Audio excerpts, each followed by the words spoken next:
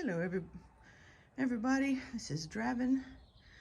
I've decided, since it's a nice overcast morning, which means it's great light for video, I'm going to do a little tour of the garden and see where we are, basically the backyard. And I've got little gardens scattered all over the place, so walk with me here, let me ramble a bit, and if you want, you can just turn off the sound and enjoy beautiful scenery.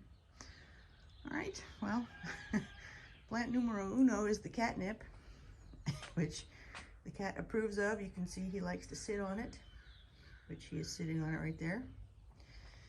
And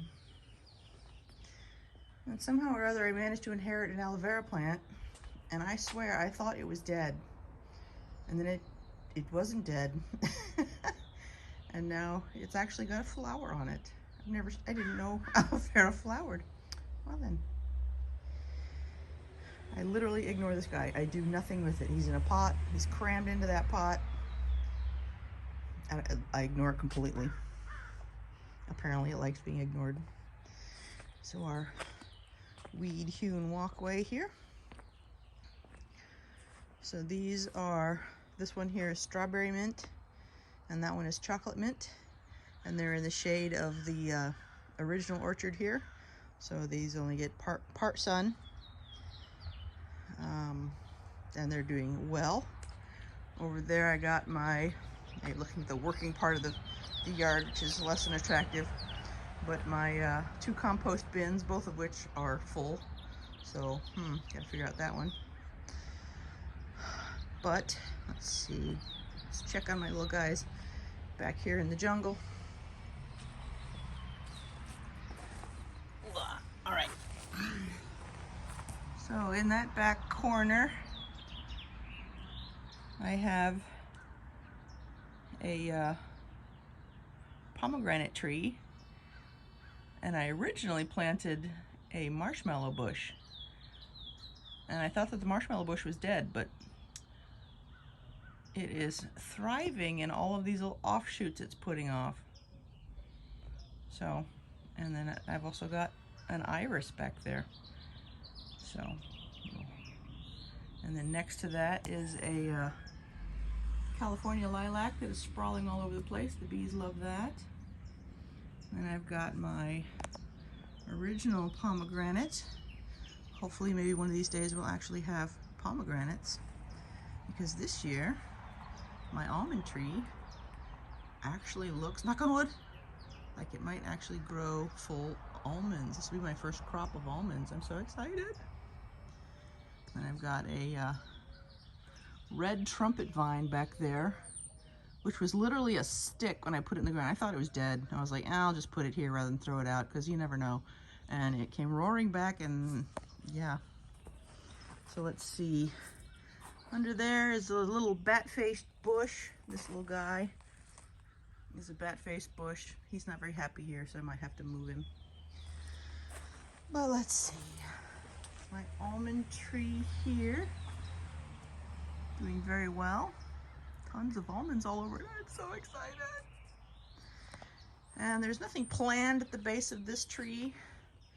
So we've got the daffodils, which are on their way out, and then the nasturtium. I planted nasturtiums like 3 years ago, and they didn't do very well the first year, and they did okay the second year. And then this year they are exploding, meaning I got to keep them out of the actual planned bed. So this is my herb bed, and I've got garlic chives, onion chives, some actual onions that have managed to, or garlic has managed to come up. Oh look, garlic scapes. Then it's got some cilantro, and then I got parsley over there. And as this almond tree has grown up, this bed has become more and more shaded. So I gotta figure out what to do with the shade in here, because I've got herbs all over the yard. So I might add some lettuces to this bed as well, especially in the heat of the summer. But anyway, and this is one of the 5 or 6 varieties of mushrooms I have throughout the yard. These are not edible as far as I know, but I take mushrooms as a sign of health. or an active thing, an active environment. Now nasturtium, somebody had said that the leaves are edible, and I decided to give it a try, and they actually taste kind of like radish. I've heard some people describe them as peppery, so yeah, but to me they taste like radish. And at the base of my plum tree here, looks like we're starting to get some flowers on this plum tree. I have a bunch of oregano, and it is a very happy oregano. I've got 2 different varieties of oregano here, and they're very happy. This is a bed that needs to be framed out. Right now it's got bricks in it, but you can't tell because the bricks are covered in this little, I don't know what it is. And I've been putting in a bunch of comfrey here, and you can see it's starting to come back a little bit. The cat's decided this is a nice bed to visit. And then I've just got a bunch of wild stuff back there. Let's see, I still haven't decided what to do with this tree. Underneath this tree, this is my Macintosh apple tree, and the apples are the varieties that I have that are the latest of the flowering, so they're not gonna put on actual leaves until probably next month. And then some flowers, I have no idea what these are. These are bulbs that I inherited with the property. So then this is my actual lettuce bed, and I've got Swiss chard. I'm letting this romaine lettuce actually go to seed, so I can collect the seeds. And I got some romaine, and I got some spinach, and some other buttery things. And I'm trying to grow more lettuces so I can add more to it, but I screwed up with my seed starting medium, and so it's not been going well. But again, nasturtium, very happy back there in the shade of the wall. Just got to keep it up out of the bed. And this is daffodils. I need to thin these out because this is way too thick. So I'll thin these out probably in the fall and move the daffodils around in different spots in the yard. But this area underneath this now dead plum tree is where I put my thyme. There's 3 different types of thyme here. And then another bed that has to be framed out. You can see that I originally framed it out with bricks, and it's completely overgrown. More daffodils, a couple of irises, and this is where I put peppermint. And the peppermint is very happy in here, but it's spreading all over the place, but it's not thick, which is kind of cool.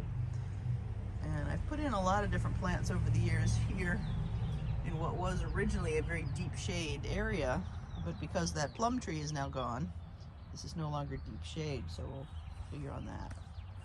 Here's my second apple tree. This is a Granny Smith. Again,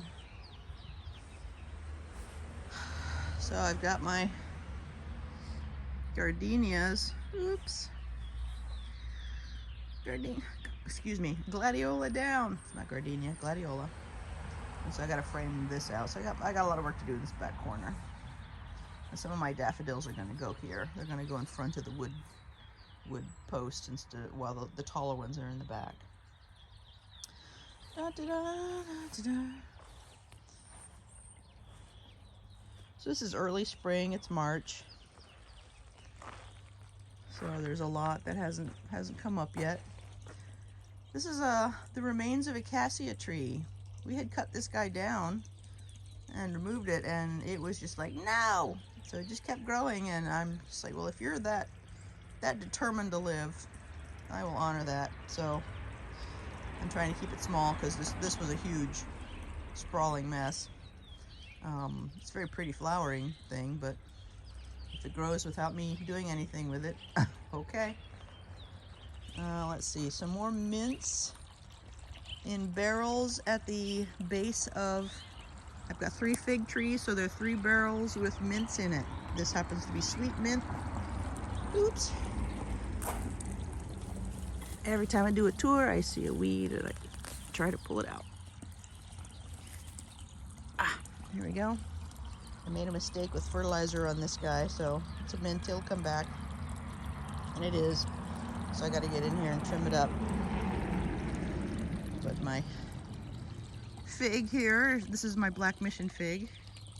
He's not as happy as the other figs are, but doing well.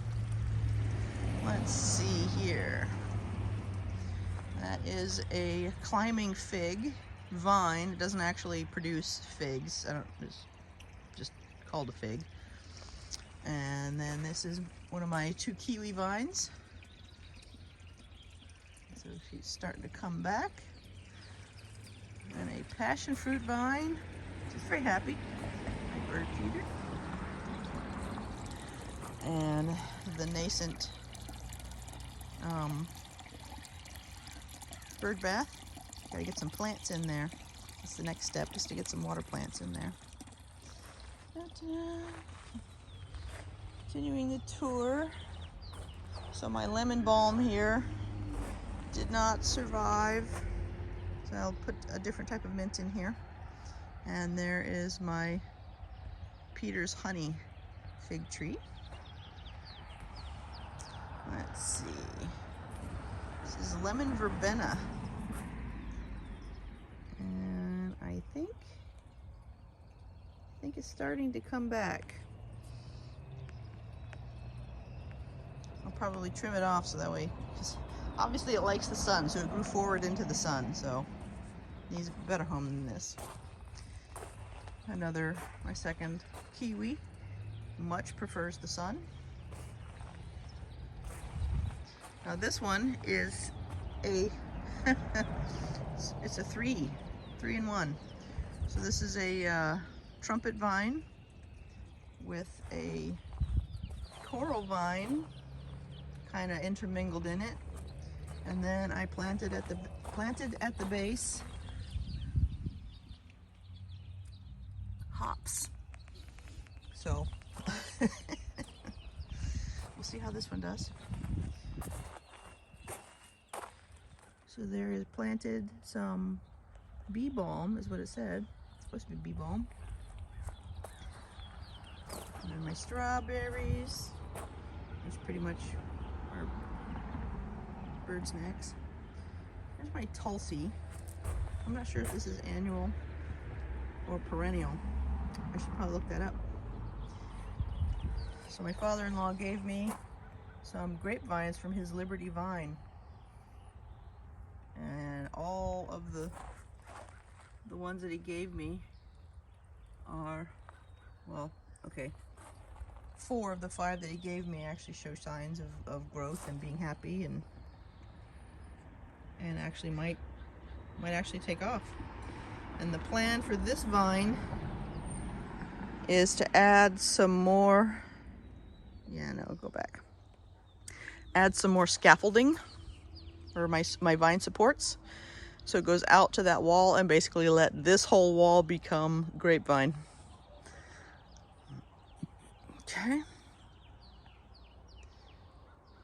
Okay. And this bench is where I put all my bird feed. Okay. One Meyer lemon, which is becoming very happy. And now we get, let me scroll. Okay, we'll do this. Okay. So, a new broccoli. It's a bunch of onions here, which should probably be ready about June, if past performance is an indicator of future success. It will be about June. I believe that's St. John's wort. And then I've got some Brussels sprouts that I put in the back.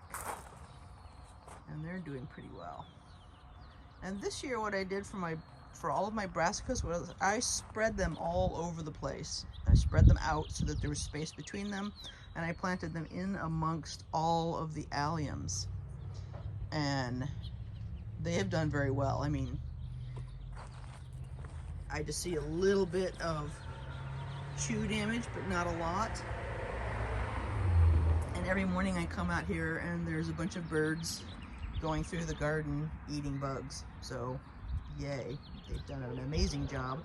So the combination of fostering the wild birds coming in to eat the bugs, and then using the alums to help cover them has done very well. So this is my first ever asparagus bed. So they were just planted not too long ago, so guess maybe they'll come up in a month or so. Maybe they'll have to get used to this climate. Let's see, some more Brussels sprouts. Got some celery sprinkled in here amidst some red onions. Another baby broccoli growing up here. So in this little bed, I have my rosemary, and there's a couple of onions that are in there because I went a little overboard with onions this year. Now all the onions, basically these beds here were all planted November, December timeline. So these are about 3 to 4 months old in terms of growth. Let's see, so this is another barrel. I need to add something else to it because right now the only thing that's in it is this ashwagandha bush. And he's not looking very happy. Probably because this is not its native climate, and so it's just not as happy as it could be.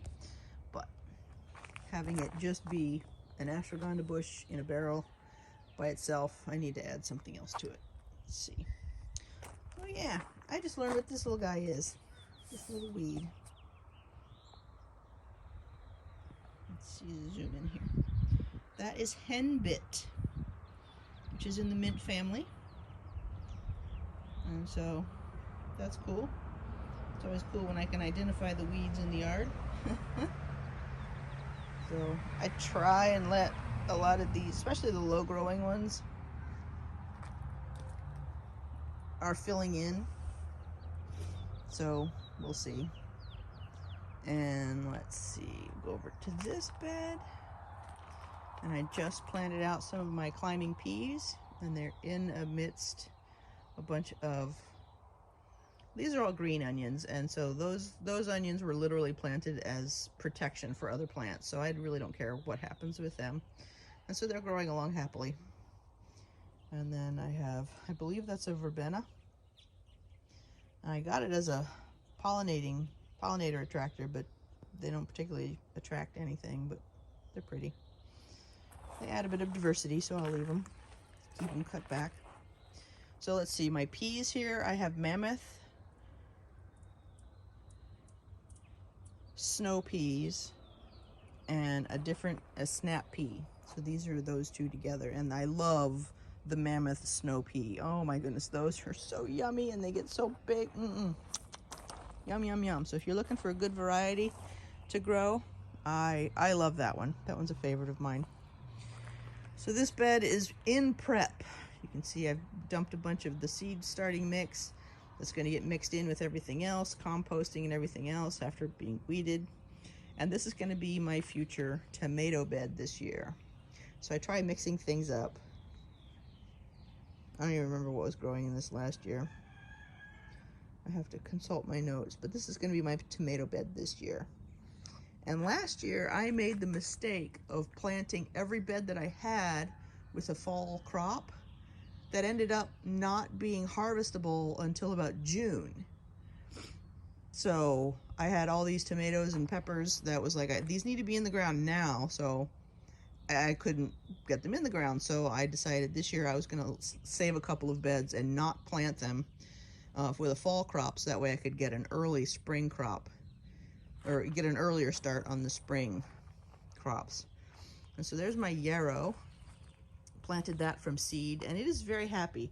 And now I have yarrow all over the place.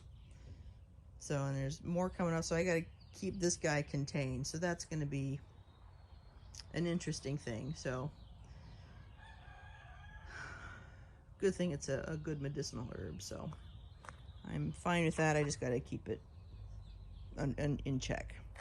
So this is full of leaves, and I've been doling out my leaves onto the beds and into the compost bin as needed. So I have a community plot, which you guys may have seen a previous video on, and I'm trying to grow a bunch of stuff for that, and like I said, the seed starting mix was not doing well. So these are my bush beans that managed to survive.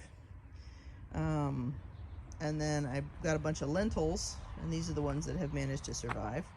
So both of these are going over into the community plot. And I've got some lettuces here to scatter around in the other bed that I haven't gotten to yet.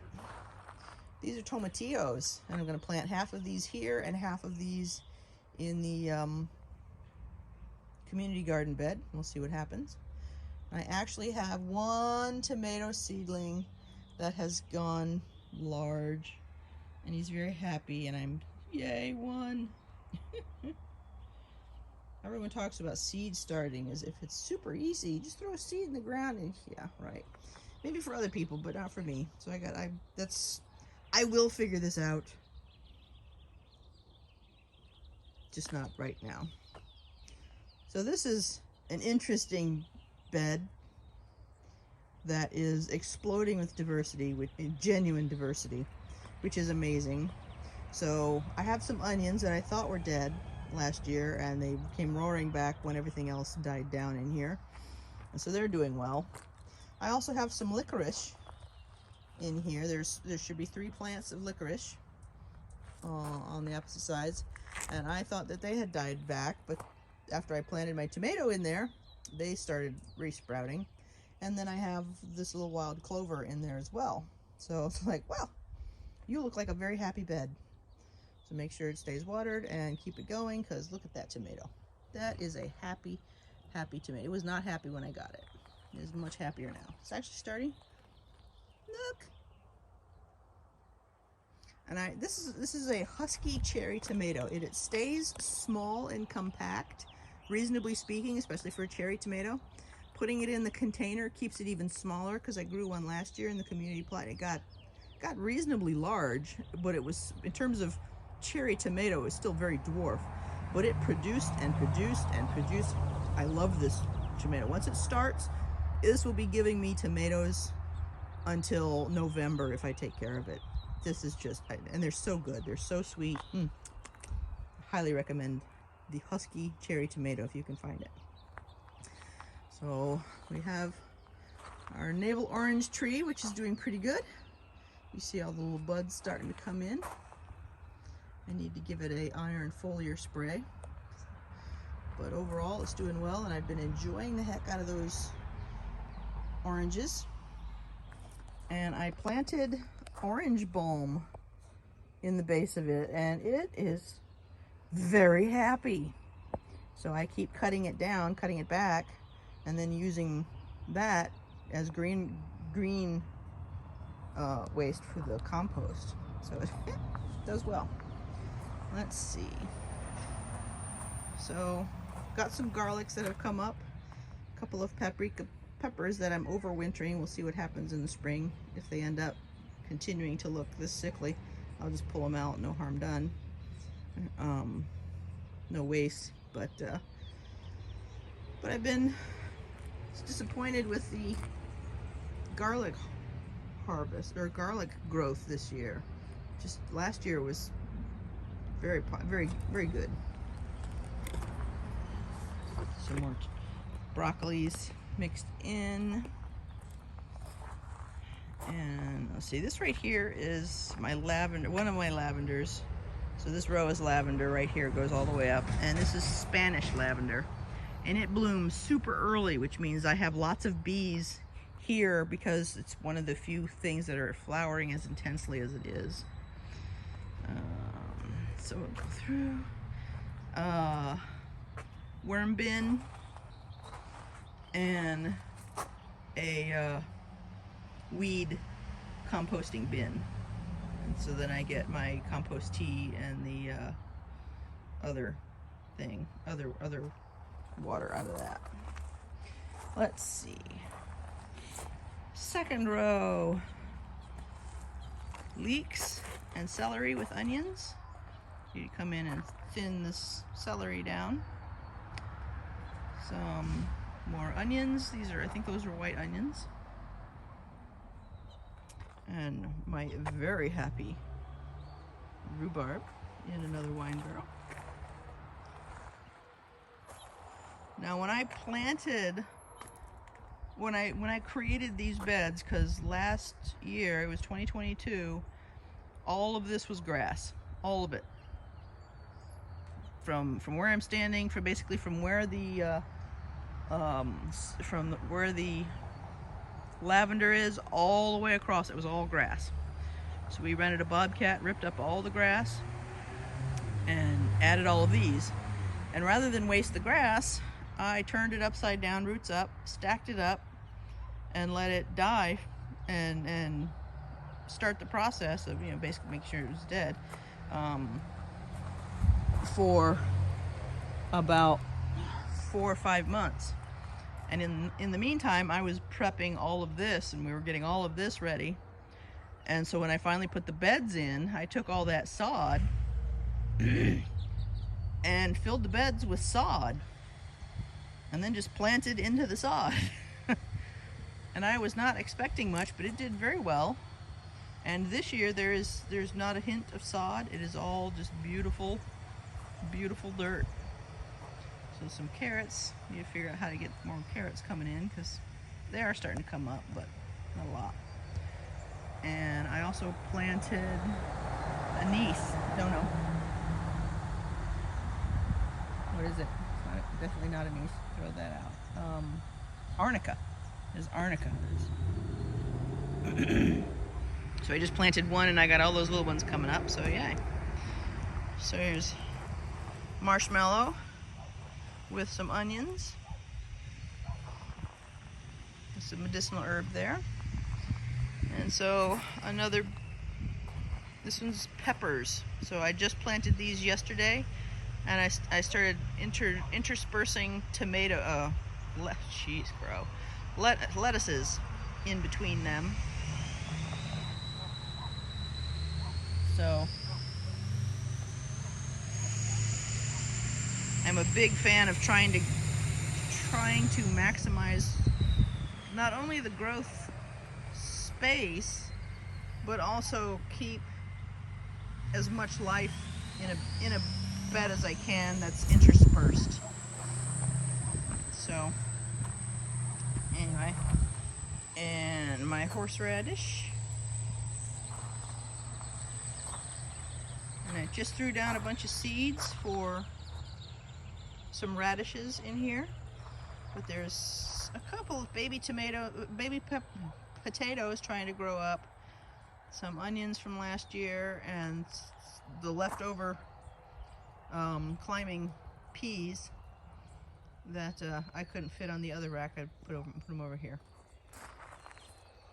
More broccoli, onions, and celery, and Brussels sprouts. So those are my garden beds. These last 2 rows are the actual garden beds for the annuals. So this is my Celeste fig. It is a very happy fig. It likes this spot a lot. And I planted horehound at the base here, and now I've got horehound growing all over the place. So I have baby horehound everywhere. So I will be learning how to make horehound candies. You know, the throat lozenge cough candies. And then that's peppermint. And let's see, this is a row of two different types of lavender, because I made a mistake and bought the wrong kind for those 2 replacements. And this is supposed to be a sweet lavender, and it's a small growing, which is good, but it puts out tall lavender things that smell amazing, of course, and the bees love them, but they're much later than the Spanish lavender. So I put some herbs into my new orchard. And so that's winter savory over there. I'm going to be adding some dill along this side here, because it's amazing. I went to go pickle my cucumbers last year, and we didn't have any dill in the store, and I didn't grow any, so Two different types of tarragon, which are very happy here. No, marjoram, pardon me. That's the tarragon. That dead thing is tarragon. So it either didn't like it or it's not a perennial. I don't know. We'll find out. Let's see. My garden sage.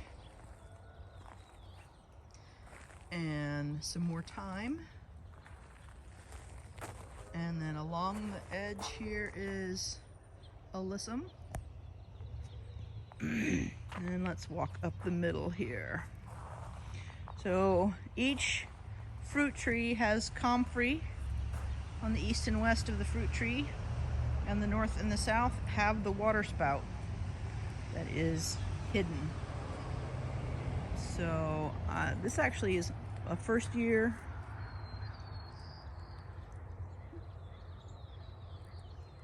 Oh, there it is. Looky. Avocado, there it is. I actually have an avocado. My first homegrown Haas avocado. I'm very excited. There's two of them on here. There's the other one. So there's two of them on here. And they are slow growing, so they'll probably be ready in another few months. But, so I have my Haas, and then I have my Fuente avocado, and my goodness, this guy is covered in blooms. Hopefully there's somebody else who has a avocado that can cross-pollinate this until the other one comes in. But, so because this is my orchard here, and I was trying to do kind of a food forest-esque type of a thing, my husband was expecting that this was going to be just a bunch of trees sticking up out of the ground and nothing in it. And I was like, you're so cute. So I added a bunch of comfrey, which he was surprised by, and then I added some nitrogen fixers, including sainfoin, which is a fairly low growing. It will put out tall pink flowers. And all the sainfoin survived except one. And I'm probably pronouncing that incorrectly, so if you know the correct pronunciation, please forgive me. Then I also have a bunch of lupin that I planted, another nitrogen fixer, and it's along the edge there in the full sun. Let's see, so these are my oil olive trees, because you can get, there's two types of olives, your snacking olives and then your oil producing olives. And so both of these varieties are the oil olives, and I can never remember the actual real name for them, so I jokingly call them, this is my Cocopelli, and then this one is my Albuquerque. Again, these are not the correct names, but the A and the K are. So, anyway, let's see. And last year I did get one borage plant, and it looks like I'm getting a bunch more borage coming back because it dropped seeds all over the place. I'm very happy that it's coming back. Let's see. This is my third apple tree. This is our Honeycrisp, and it will probably not sprout, just like the other guys. It won't sprout until, I think it didn't show leaves until almost May. It was ridiculous, but it's also the last one to drop leaves. So this is almond tree number 2, and I actually also have some almonds on it. Let's see, can I zoom in and show you the almond? Where is it?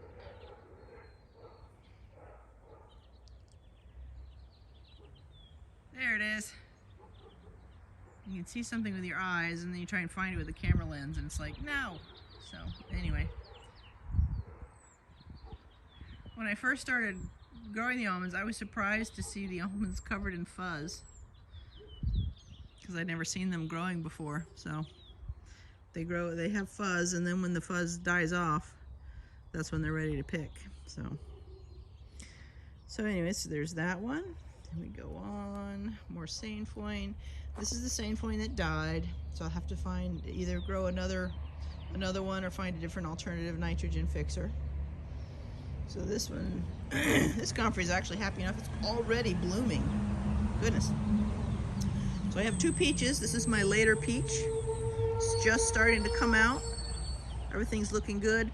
This guy is my early peach, and it is unfortunately completely consumed with leaf curl. So I found Matt Powers' description of how he worked with the leaf curl, and I really like that, because I would rather support the plant to find its own health than to spray it with poisons and force pseudo health on it.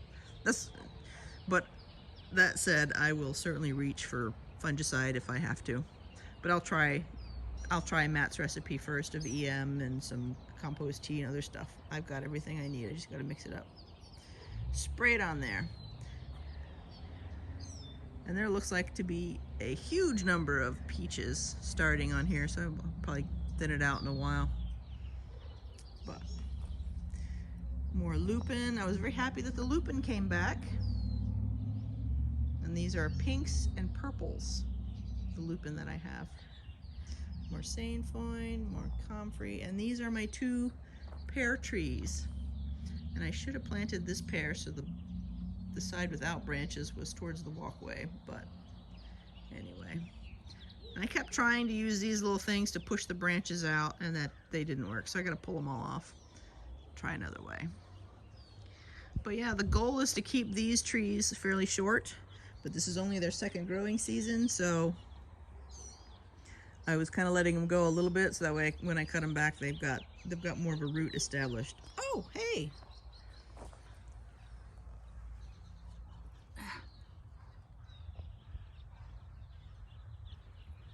That is the sainfoin flower starting to come in. And the bees did enjoy it. They weren't swarming it, but they did enjoy it. Now this is an interesting one. And I should have paid attention when I picked this tree up. And, well, too late now. But when you guys go pick out trees, take a look, because this being a peach tree, it grows with a central leader. So I've got my central stalk coming up here, and you see it's been cut off. Which means that in terms of this tree, it's like, well, I don't have my central leader anymore, so I'll pick another one, and it picked one off the side here as its new main stalk. So now I gotta get a support in here and get this guy managed. So I've got a new central base of the tree rather than the one that's straight up out of the ground. So I should have paid attention, but I didn't know what I was looking at, and now I do, and I'm like, phooey. So be aware of that, and when you go and take a look at your trees, you'll know that.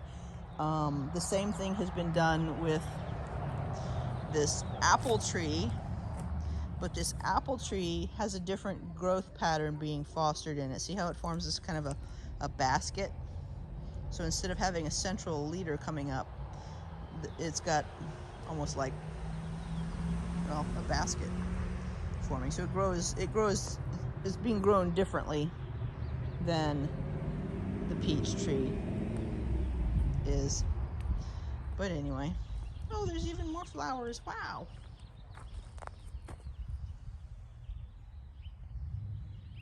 Focus.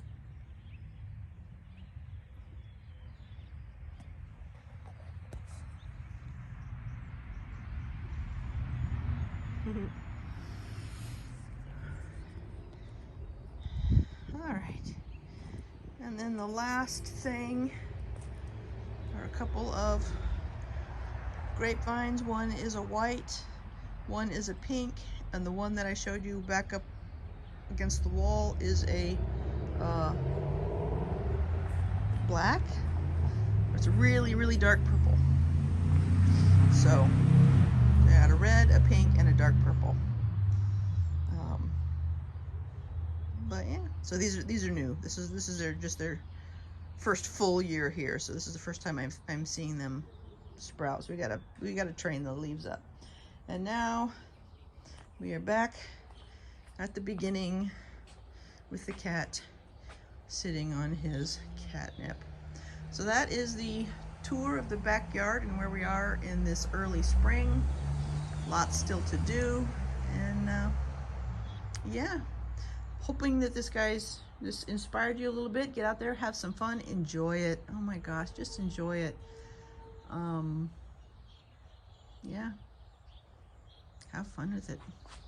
All right, guys, keep having fun in your gardens. Bye.